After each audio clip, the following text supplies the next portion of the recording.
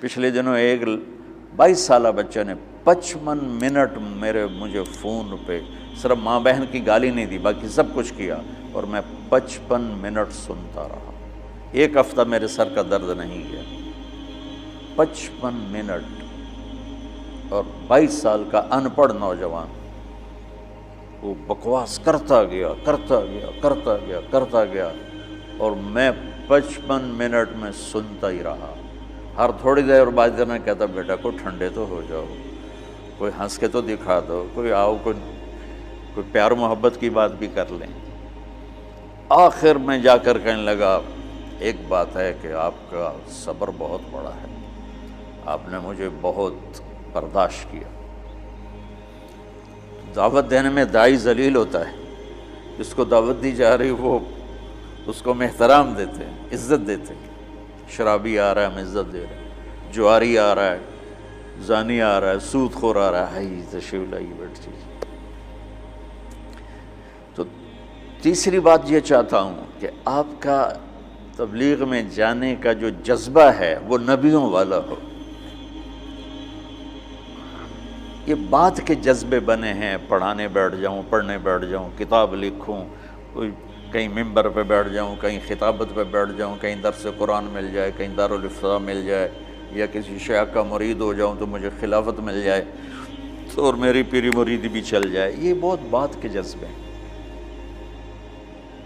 میرے نبی اور صحابہ تھا کبھی عرش پر کبھی فرش پر، کبھی ان کے در کبھی در بدر، غم عاشقی تیرا شکریہ میں کہاں کہاں سے گزر گیا، کہیں راستوں میں تنہا کہیں ہوں ورود صحرا، میں جنوں کا ہم سفر ہوں میرا کوئی گھر نہیں ہے۔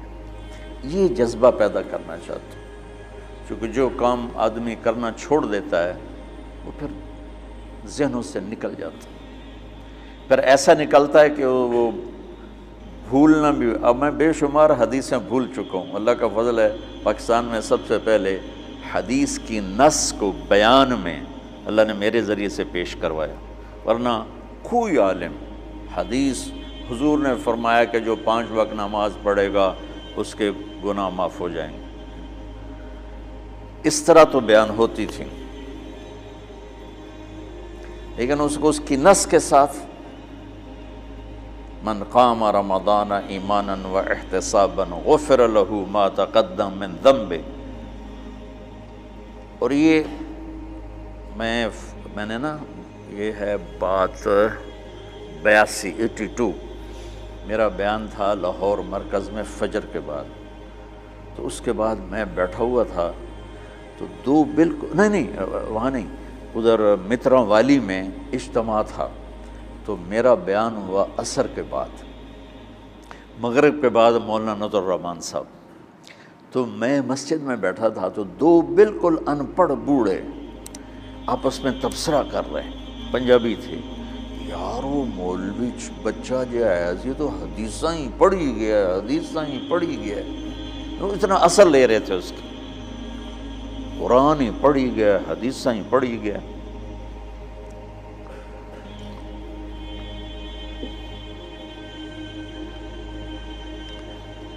تو تمہارے تبلیغ میں جانے کی بشاشت وہ اس کا سبب نص قرآن ہو اور فرمان رسول ہو۔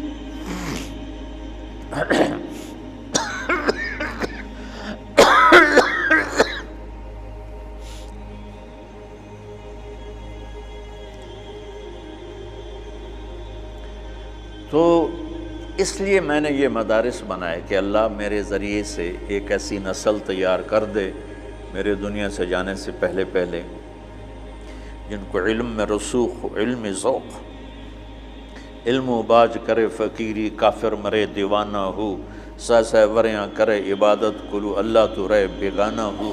یہ سلطان باہو رحمۃ اللہ علیہ کا فرمان ہے کہ علم کے بغیر جو فقیری کرتے ہیں تو دیوانہ ہی ہوتے ہیں، پاگل ہوتے ہیں، شریعت کا ہی نہیں پتہ تو فقیری کیا کرنا۔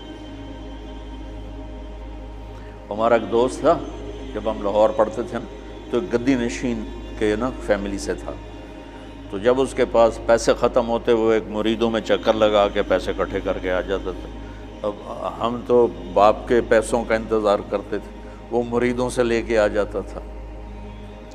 تو کہنے لگا ایک جگہ میں گیا تو کہا ہمارے جو ہوتے تھے نا چیلے، وہ بڑے ٹرینڈ ہوتے تھے، یعنی ہمارا تصور بٹھانے کے لیے۔ تو کہا میں ایک جگہ گیا تو ایک مرید اپنے بچے کے ساتھ ہے، تو وہ بچہ کہتا ابا یہ پیر دی تا داڑھی کوئی نہیں۔ تو میرا جو چیلا بیٹھا تھا کہا ہوئے چپ کر، پیران دی اندر داڑھی اندر۔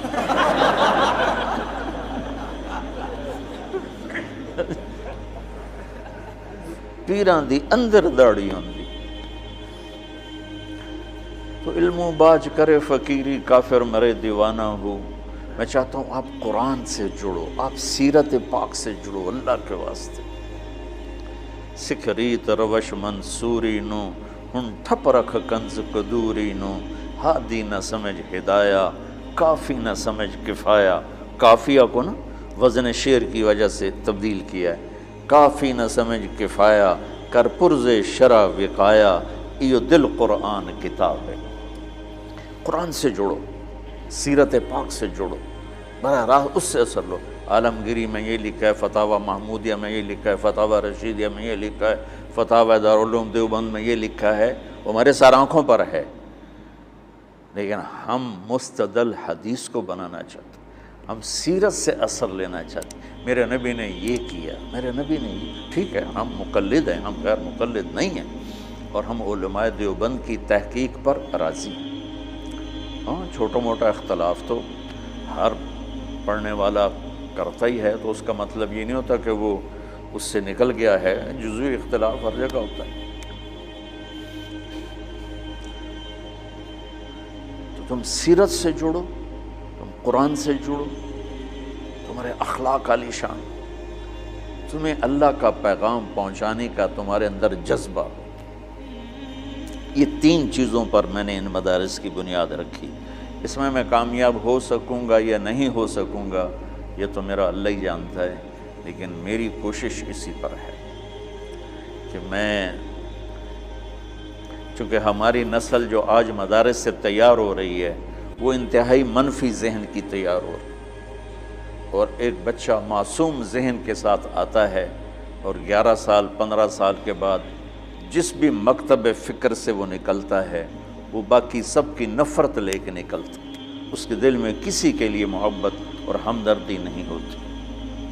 اور یہ کتنی نادانی کی بات کہ اگر میں اپنے آپ کو اہل حق میں سے سمجھتا ہوں تو میرے ذمہ ہے کہ میں ان کی ہمدردی اور محبت میرے اندر اتری ہوئی جن کو میں اس راستے سے ہٹانا چاہتا ہوں،